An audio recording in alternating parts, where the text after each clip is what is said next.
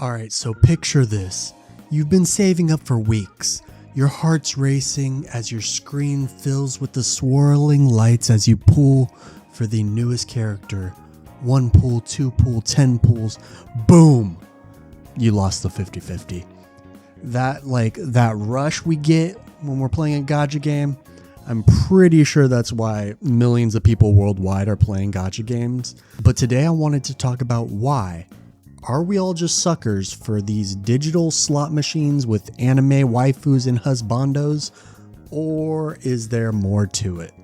Today I wanted to dive into the psychology, culture, and the fun that keeps us playing gacha games. So I've been playing gacha games since I believe like 2002. I consider MapleStory to be one of the first gacha games because it had the loot boxes with cosmetics and stuff in it, and it feels like that was the first gacha game to me. But I also played Puzzles and Dragons, Azure Lane, all the 2010s up until we got to Genshin Impact. Then I played Genshin, then I played Honkai Star Rail, then we had Wuthering Waves, Zenless Zone Zero, and now I'm patiently awaiting Neverness to Everness. I can't wait for that game to drop. But let's get into gacha games.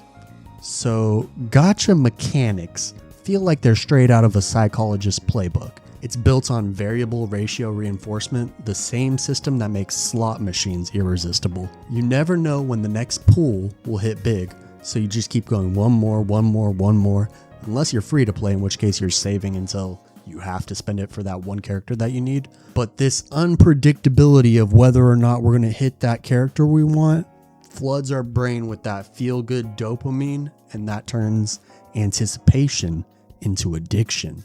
And gacha games like to hook us early.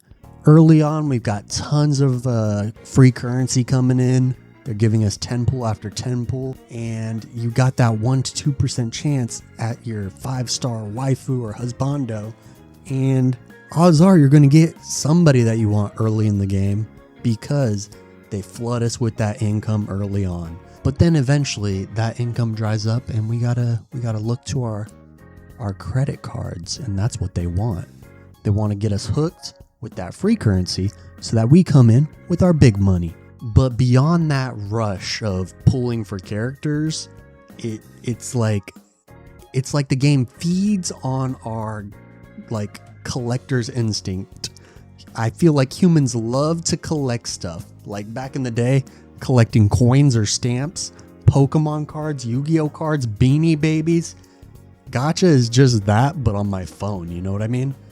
And so gacha games hit us with hyper detailed, super personality packed characters, and they're all just the most beautiful husbandos and waifus, and they're just you want us to join your team.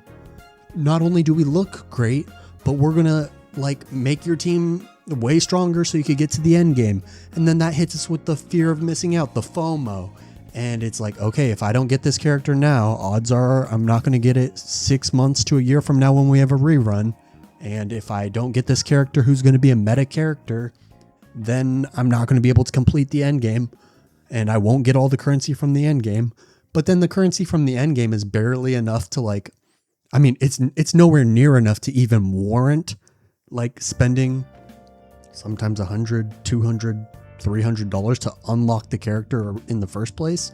And so it's all right, you spend $200 to unlock this character so you can get $1 worth of premium currency in the end game. Yeah. And then on top of that, you could get dupes of the characters to boost their power, which leads to progression. It's just completionism on steroids. And then they're going to release skins for these characters. They're you love this character so much. What if they have a different outfit? What if their red outfit is blue now? And so they're just feeding on the collection as well as the addiction of pulling. And then after that, we've got the social aspect of gacha games, which is weird to say because all these single player games, they're just single player games. We're not competing with anyone. We're not playing PvP most of the time. I don't really support PvP gacha idle games because those are barely games to begin with. They're just cookie clicker, I don't know, they're just time sinks, and sometimes that's fun. but spending money on that is crazy. But gacha isn't necessarily solitary. You take a look at Reddit, you take a look at YouTube, like you're going to share if you get that 5-star in your first roll. You're going to share that on Reddit. You're going to screenshot it. There's content. People are creating content around this stuff, and communities are talking about meta builds. They're talking like they're theory crafting, like future teams. They're talking about the lore. They're talking about the memes.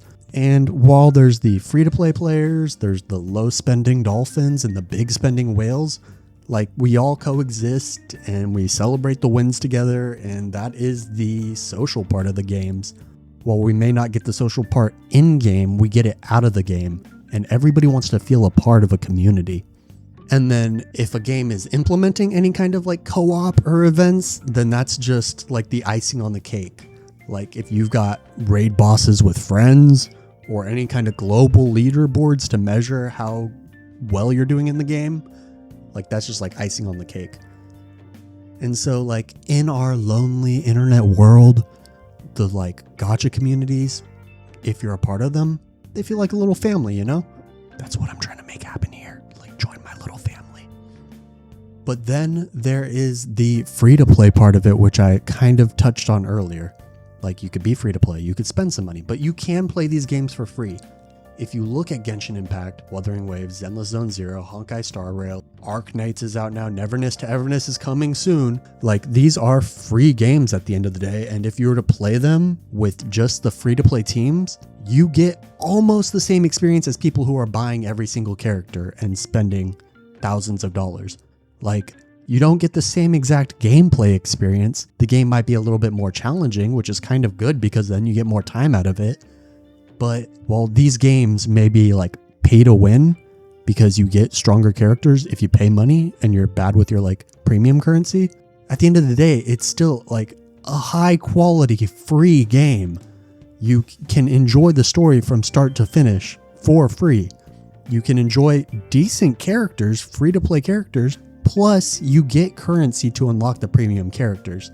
You just can't get all of them. And so like, I personally love these games for the lore, for the story. Like, I would say I'm like 75% like lore and story. I mean, maybe not 75, but like 50% lore, 40% does it look pretty, and then like 10% gameplay. I can enjoy like most of that with spending little to nothing.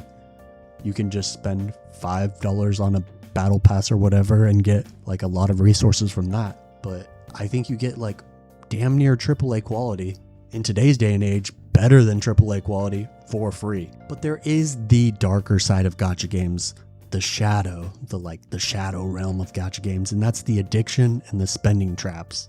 Because at the start of the video, we said these are just slot machines, and it's not all rainbows and sunshine. So much of the audience feels hooked, and that links to gambling. It was so bad for me at 15 years old playing MapleStory, knowing that I could essentially buy power in the game by purchasing these loot boxes and then selling the cosmetics and then buying new gear. And I'm 15. Like, I don't even have a job yet, but if I earn 20, 30 bucks, I could go and buy a Nexon gift card and then like go and turn that into in-game money. Yeah, I was hooked young. And so I know like I got to be careful with the gacha games. On top of the addiction aspect of gambling, they try and get you with the FOMO on the limited characters and the limited weapons. And yeah, that's just kind of scary. Fortunately, based on the stats that I looked at recently, there's not that big of a problem. It seems like a lot of people just enjoy the daily grind and then the patch updates with the new story and everything. And that's really nice to see. I mean, play smart, set yourself limits, go for the monthly pass, and like on occasion, maybe you want to get a cosmetic. Like, I don't think that that's a big deal. That's not going to feed a gambling addiction. But in conclusion, in this little rant, thank you guys so much for 200 subscribers. If you enjoyed this rant, maybe you should subscribe too for future videos. Like only 10% of my viewers are subscribed or whatever. I believe that gacha games thrive because they jack into our brains and they deliver value. There's collection, there's story, there's like community if you go seeking it out. And it all comes in a pocket-sized literally like a pocket size. You could put it on your phone, you could play it on the toilet, you could play it on your computer, you could play it on your TV. Like in an era where AAA games are starting to cost $70, which like that's another rant in of itself, but games cost a lot of money. You could play these games for free. Like love them or hate them, it's like reshaping gaming. So many games are live service games. And so if done right and if played right by the player, I think they're great. But yeah, that's all I got for today. I'm looking forward to Neverness to Everness. Lately, I've been playing a ton of Zenless Zone Zero, so we can maybe expect a revisiting of that series, like a video on that. But if you want to check out my Neverness to Everness content, I've got that all uploaded. Drop a like if you enjoyed the video. Comment your favorite gacha down below. Let's get into some fights down there. And yeah, I'll see you guys in the next video. Peace.